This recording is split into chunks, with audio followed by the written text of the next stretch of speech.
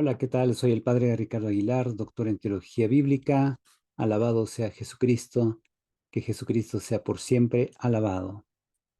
Voy a compartirles ahora el comentario del Santo Evangelio de la misa de Nochebuena que celebraremos este 24 de diciembre por la noche. Comparto con ustedes en pantalla lo que voy a participarles. Entonces es el comentario al que he llamado Hoy les ha nacido el Salvador.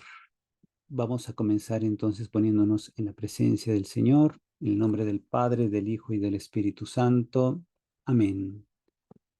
Hacemos juntos nuestra oración para ponernos en las manos del Señor. Ven, Espíritu Santo, llena los corazones de tus fieles y enciende en ellos el fuego de tu amor. Envía, Señor, tu Espíritu y todo será creado y se renovará la faz de la tierra. Oh Dios, que has instruido a los corazones de los fieles con la luz del Espíritu Santo, concédenos, según el mismo Espíritu, conocer las cosas rectas y gozar siempre de sus divinos consuelos. Por Jesucristo nuestro Señor. Amén. En nombre del Padre, del Hijo y del Espíritu Santo. Amén. Bien, pasamos a leer el texto entonces, el texto que nos propone la liturgia para esta Noche Santa, la misa de Nochebuena. Tomado del Evangelio de San Lucas, el texto dice así: Por aquellos días se promulgó un edicto de César Augusto que ordenaba un censo de todo el imperio. Este primer censo se hizo cuando Quirino era gobernador de Siria. Todos iban a empadronarse, cada uno en su propia ciudad. Así es que también José, perteneciente a la casa y familia de David, se dirigió desde la ciudad de Nazaret en Galilea a la ciudad de David llamada Belén para empadronarse juntamente con María, su esposa, que estaba encinta. Mientras estaban allí, le llegó a María el tiempo de dar a luz y tuvo a su hijo primogénito. Lo envolvió en pañales y lo recostó en un pesebre, porque no hubo lugar para ellos en la posada. En aquella región había unos pastores que pasaban la noche en el campo vigilando por turno sus rebaños. Un ángel del Señor se les apareció y la gloria de Dios los envolvió con su luz y se llenaron de temor. El ángel les dijo: No teman, les traigo una buena noticia que causará gran alegría a todo el pueblo. Hoy les ha nacido en la ciudad de David un Salvador, que es el Mesías, el Señor. Esto les servirá de señal. Encontrarán al niño envuelto en pañales y recostado en un pesebre. De pronto se le unió al ángel una multitud del ejército celestial que alababa a Dios diciendo: Gloria a Dios en el cielo y en la tierra paz a los hombres de buena voluntad. Palabra del Señor. Pues aquí está este texto maravilloso, un texto muy bonito, y vamos a hacer pues los comentarios al texto griego, que siempre es interesante tener en cuenta por sus matices teológicos que muchas veces escapan en una traducción, sobre todo pues una traducción como la que se nos propone en los leccionarios, donde a veces no hay mucha precisión lingüística, sobre todo basándose en los textos propiamente de idioma original. Tenemos como en el versículo 1 de este segundo capítulo de Lucas, se dice: Excelten dogma para Caesarus Augustum. Significa literalmente salió un dogma, es decir, un decreto, una orden por parte de, ahí está el para más genitivo, por parte de el César Augusto. Apografestai pasan ten oikumenen, para que sea censada todo el mundo habitado, es lo que significa oikumene. Y bueno, pues pongo aquí primero unos datos históricos. Sabemos que César Augusto, el primer emperador formal del Imperio Romano, comenzó a gobernar desde el 37 a.C. como parte del triunvirato, del segundo triunvirato de Roma, y muere es el 14 de nuestra era cristiana. Por su parte, Herodes el Grande, que fue el rey local ahí en la zona de Judea, Galilea, Samaria, Idumea y Perea, también pues comenzó a gobernar en torno al 37 a.C. y muere en el 4 a.C. Por eso se considera que Jesús muy probablemente nació unos años antes de la muerte de Herodes. Este dato no lo tenía Dionisio el Exiguo, este monje que bajo orden recibida de un papa había hecho pues un cómputo de los años de la era cristiana a partir del nacimiento de Jesús. El detalle es que Dionisio el Exiguo no tenía noticia de cuándo había muerto Herodes. Es un dato que conocimos tiempo después, o que, bueno, no estuvo a la mano para el monje Dionisio en su tiempo, y por eso, pues, este calendario quedó así fijado.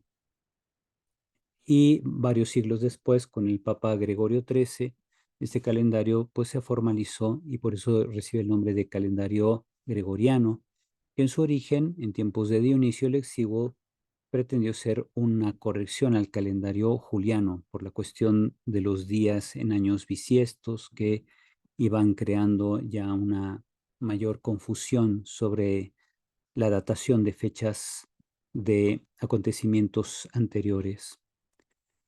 Tenemos, por tanto, que si Herodes el Grande muere en el 4 antes de nuestra era y Jesús Jesús nació poco antes de la muerte de Herodes, entonces necesariamente Jesús tuvo que haber nacido entre el 6 o el 7 antes de nuestra era.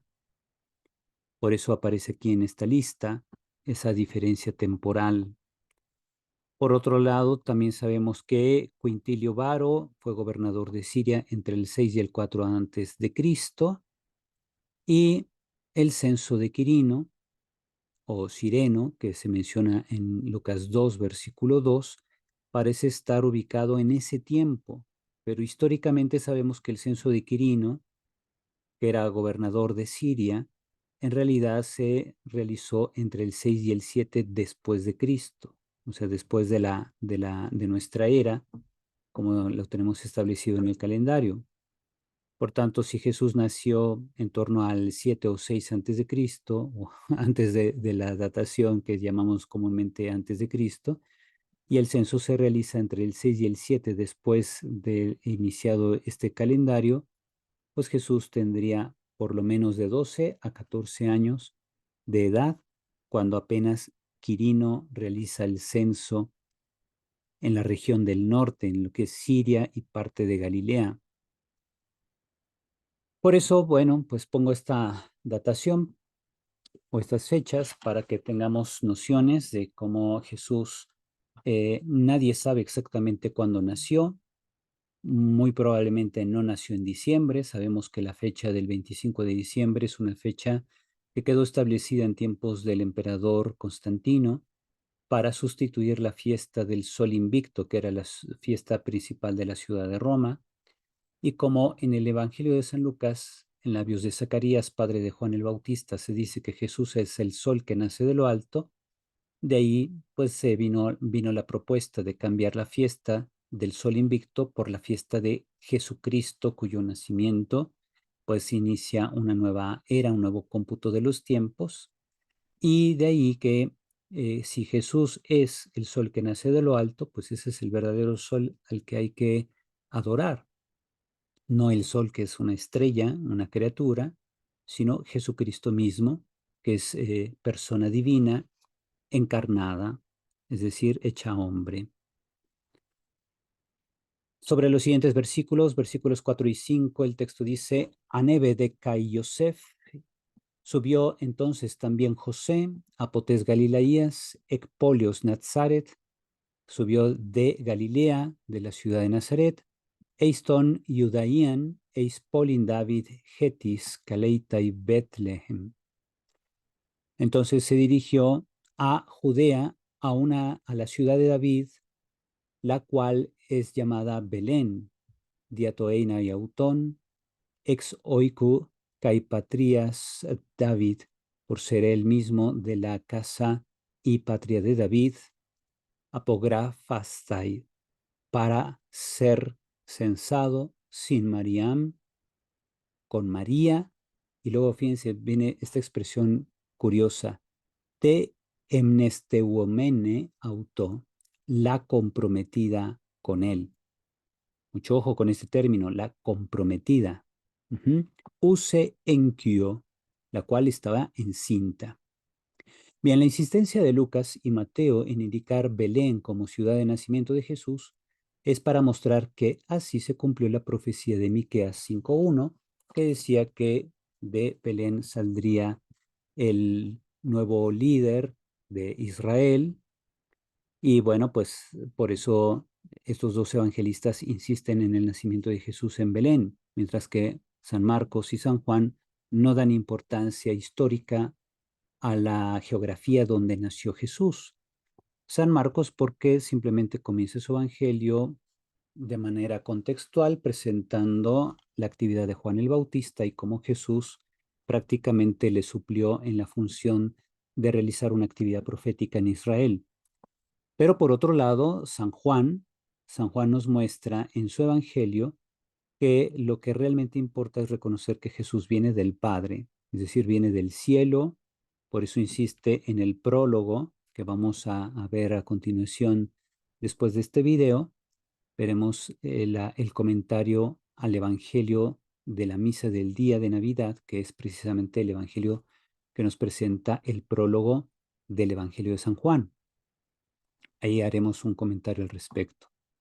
Entonces, por eso simplemente Juan no menciona a Belén, solo lo pone en labios de detractores de Jesús en una controversia, donde le dicen, nosotros sabemos que el Mesías tiene que nacer en Belén, pero Juan no afirma que Jesús haya nacido en Belén, simplemente quiere dar a entender a sus lectores la importancia de reconocer que Jesús es la palabra que viene del Padre, que ha tomado forma carnal, que ha asumido la naturaleza humana y ha habitado entre nosotros.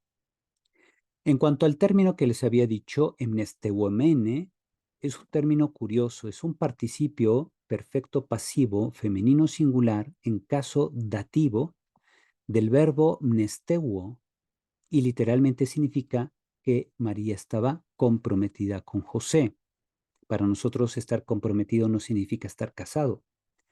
Entonces, por eso, pues, se podría despertar alguna controversia con respecto a esta expresión, pero en realidad no es necesario cambiar emnesteuomene por guiné, que significa esposa o mujer, porque la palabra elegida por el evangelista muestra que él no estaba familiarizado con las costumbres israelitas de la región palestinense del siglo I. Es decir, este término es una de las razones por las cuales sabemos que San Lucas no era hebreo, era un hombre de origen pagano que pues iba conociendo las costumbres propias de Israel en virtud de que él había aceptado a Jesús como su Señor, entonces quiso adentrarse más en el conocimiento del origen de Jesús y también para responder a muchas inquietudes de personas que le hacían esas preguntas, ¿verdad? Sobre cómo es que nació Jesús, de dónde vino, quiénes eran sus familiares, etcétera. Y entonces, bueno, aquí se nota claramente que el término pues debe respetarse, no debe cambiarse por otra palabra, sino que hay que aceptar que simplemente Lucas no conocía las costumbres israelitas. Tenemos el versículo 6 y versículo 7. Egeneto de ento einai autus ekei. Y sucedió que en el estar ellos allí, epleste san hai gemeraitu tekein auten. Llegaron a plenitud los días de dar a luz para ella, vean. Llegó a plenitud los días para ella de dar a luz. Kai eteken y dio a luz ton gionautes a su hijo ton prototokon, su primogénito, su hijo primogénito. Hay que aclarar estas expresiones, ¿verdad? Para no caer en el error que muchos protestantes caen y que a veces pretenden arrastrar a algunos católicos por el término protótocon, el término primogénito. Bien, la referencia de los días que llegan a plenitud del estado de embarazo de María hace pensar en una plenitud de los tiempos, tal como lo dice San Pablo en Gálatas 4:4, cuando dice, jote de elten to pleroma tu chronu, es decir, cuando vino la plenitud del tiempo, exapesteilen Joseos envió Dios ton gion autú a su hijo, genomenon ek ginaikos, pues nacido de una mujer. El que María haya tenido a su hijo primogénito no significa que tuvo más. Aquí el término protótocon tiene una connotación teológica. No significa que María tuvo más hijos después de Jesús. Con esta expresión, Lucas afirma que Jesús adquiere los derechos legales de primogenitura según la ley mosaica. Estas disposiciones las tenemos en Éxodo 13:2, Números 3, versículos 12 al 13, Números 18, versículos 15 al 16, Deuteronomio 21, versículos 15 al 17. Voy a hacer aquí nada más la corrección de Deuteronomio. Una inscripción funeraria en Egipto, esto es un dato al margen, pero que ayuda a comprender el porqué del uso de esta palabra. Una inscripción funeraria en Egipto datada como del 5 antes de Cristo confirma este uso del lenguaje al referir que una mujer judía murió al dar a luz a su protótocon, es decir, a su primogénito. Información sobre este dato, sobre esta inscripción funeraria, la encontramos en el comentario del Evangelio de San Lucas que tiene el padre Joseph Fitzmayer. Es el tomo 2, donde pueden ustedes encontrar ese dato curioso que sirve pues para comprender esto. Se los leo aquí simplemente. Dice el padre Fitzmayer, como acabamos de indicar, el adjetivo protótocos, primogénito, a pesar de su componente protos, que en griego significa primero o anterior, no supone que después de ese primer nacimiento tuviera que haber más hijos en la familia. Hay testimonios extrabíblicos que confirman ese significado. En una inscripción funeraria del año 5 a.C., descubierta en Egipto en las excavaciones de Leontópolis, y dedicada a la memoria de una mujer judía, la propia difunta recuerda así su muerte. Entonces, en la inscripción viene esta frase que dice, en los dolores del parto de mi primogénito, la parca, o sea, la muerte, cegó el hilo de mi vida. Hasta ahí la cita. Entonces, agrega el padre Fitzmayer, si la mujer muere al dar a luz a su primogénito, quiere decir que el adjetivo protótocos no significa necesariamente la multiplicidad de hijos. Y vienen los referentes de muchas publicaciones científicas que hacen alusión a esta misma inscripción. Publicaciones desde 1922, 1923, 1930 y así en adelante, muchísimas publicaciones, incluso hasta de 1977 a 79, donde se hace referencia a esta misma inscripción que fue encontrada en Egipto. Pasamos al versículo 7.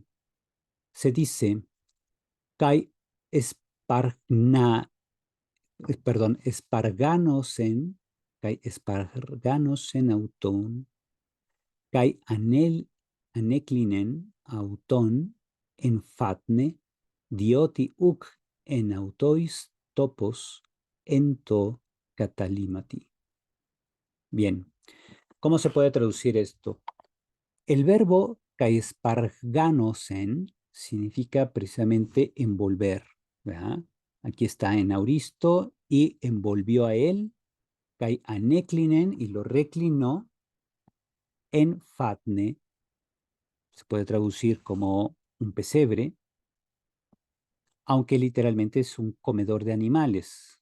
Ese es el sentido original, digamos, su primera acepción del término fatne es un comedor de animales. Pero la tradición posterior, influenciada por Isaías 1:3, que dice, conoce el buey a su asno y el asno el pesebre de su dueño, se agregaron no solo las figuras del buey y el asno a la representación medieval de los nacimientos navideños, sino también la idea del pesebre, ¿verdad? Que María colocó a su hijo en el pesebre. Dioti, debido a que o porque, hoc en autois topos, no había para ellos lugar en to catalimati. El término catalima podría significar posada, pero también se usaba, por ejemplo, para referirse al espacio donde la gente que se iba a hospedar en algún lugar dejaba sus maletas, ¿verdad? O sea, sus cosas en el viaje. Entonces, pues, si se entiende que la idea es que se está haciendo un censo, hay mucho movimiento de gente y entonces algunas personas colocan sus pertenencias en alguna zona específica que pudiera llamarse Catalima también, pues pudieron haber quedado José y María en ese lugar. No necesariamente un lugar donde había animales, sino un lugar reservado para que la gente que iba en el camino dejaba sus pertenencias. También pudiera ser que se interprete Catalima como una especie de posada o albergue para las personas que van de paso, ¿verdad? Pues son las distintas acepciones que puede tener este término. La Sagrada Familia comparte la condición de los refugiados y migrantes. Jesús mismo no goza de los privilegios de los reyes reconocidos por los hombres. No nació en un palacio, no está ni siquiera en un lugar donde se cuiden a los niños, ¿verdad? Simplemente, o en una clínica como se hace ahora, sino que nace en un lugar pues prácticamente improvisado y es cuidado por su madre que lo envuelve en pañales y lo recuesta con toda solicitud. La humildad de esta familia queda subrayada por Lucas, quien había afirmado que Dios pone sus ojos en la humildad de su esclava. Coti epeblepsen, que puso sus ojos o guardó desde arriba, miró desde arriba, epiten tapeinosin, sobre la humildad de Zules Autú, de su sierva. Ujú. Pasando al versículo 9, tenemos Kai ángelos Kiriu, y el ángel del Señor, epeste autois, se manifestó a ellos, se hizo visible, Kai doxa Kiriu, y la gloria de Dios, perielam senautus, envolvió, ¿verdad? Con su brillo a ellos, a estos pastores. Kai efobethesan phobon megan, y los pastores tuvieron mucho miedo. Kai eipen autois ángelos, y habló a ellos el ángel diciendo, me fobeiste, no teman, y dugar evangelizo maihimin, harán megalen. Aquí, pues, anuncio a ustedes gran alegría, Getis, la cual esta y pantito la o, será también para todo el pueblo. Joti etejce jimin, que ha nacido a ustedes, Semeron hoy, Soter, un Salvador, Josestin Christos Kyrios, que es el Cristo Señor, en Polei David, en la ciudad de David. Kaituto Jimin to Semellón. Y para ustedes el signo, este será el signo para ustedes. Geuresete brefos, encontrarán al niño recién nacido, esparganomenon, envuelto en pañales, kaikeimenon en fatne, y reclinado, acostado en un pesebre. Los ángeles ejecutan el designio divino de anunciar a los pastores la alegría del nacimiento del Señor, reconocido como Mesías davídico. Su signo es la humildad. Resulta que ahora el Dios Todopoderoso se muestra inofensivo, bajo la forma de un bebé recién nacido y totalmente vulnerable. De esta forma, pues la forma en que Dios se manifiesta en el nacimiento de Jesús es una forma que rompe con muchas expectativas. Si bien Dios es todopoderoso, no es un ser al que hay que tenerle miedo por ser todopoderoso, sino que Él se hace accesible precisamente de una manera no solo inofensiva, sino también vulnerable en el niño Jesús, lo cual muestra la ternura de Dios hacia nosotros, de cómo nos ama tanto que quiso hacerse hombre, ¿verdad? Decía San Juan de la Cruz en sus poesías, lo propio del amante es hacerse semejante al amado, y eso es lo que hace precisamente Jesús. El Hijo Eterno de Dios asume nuestra naturaleza humana por amor. Versículo 13. Kai exaifnes y de inmediato egeneto sinto angelo